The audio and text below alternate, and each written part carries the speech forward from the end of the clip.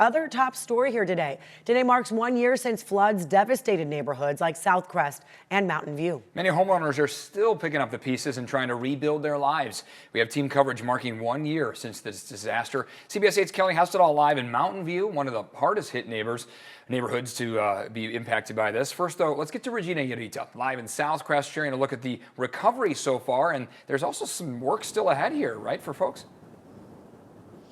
Yeah, that's correct. And it's shocking to hear that it's been a year, or at least it's hit that year mark since those floods, because I can tell you just on Beta Street here in Southcrest, we are still seeing homes that are still up for construction. There is a construction just looking from my right side. On my left side, there's another one that's still dealing with construction. There's also people still dealing with debris, and they also have the markings of the January 22nd flood. So when we talk about just that 1 year mark for them, it's felt like an eternity because they're still dealing with the repairs.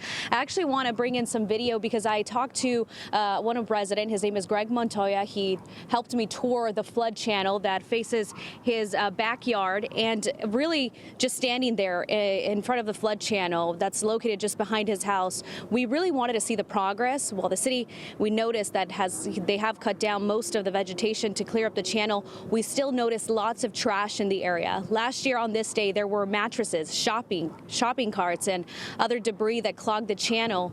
Montoya says he's frustrated to still see the channel like this, and he's outraged with the city. Right now, he's one of the hundreds of residents leading the lawsuit filed against San Diego. He also says he's had enough of seeing these issues go unanswered. So here's what else he talked about when mentioning city leaders.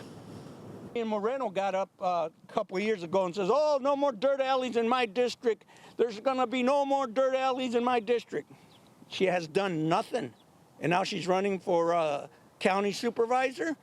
She abandoned us. She knew about this situation. I have tons of emails and documentation that I've sent them through the years saying you need to address this, because when it rains, all this water just goes into the houses.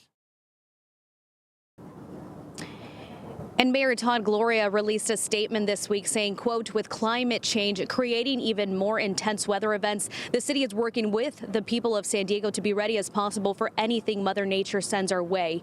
He also mentioned part of the assistance he's helped to bring the community, like FEMA funding and resources. Now back out here, we also reached out to Vivian Moreno for comment because that was a name that was brought up in this community. Residents just feeling abandoned from city leaders, but she has not responded to our request for an interview. We are still waiting to hear more about this lawsuit, but we do know that there is a court hearing next month. A trial date is still not yet in place.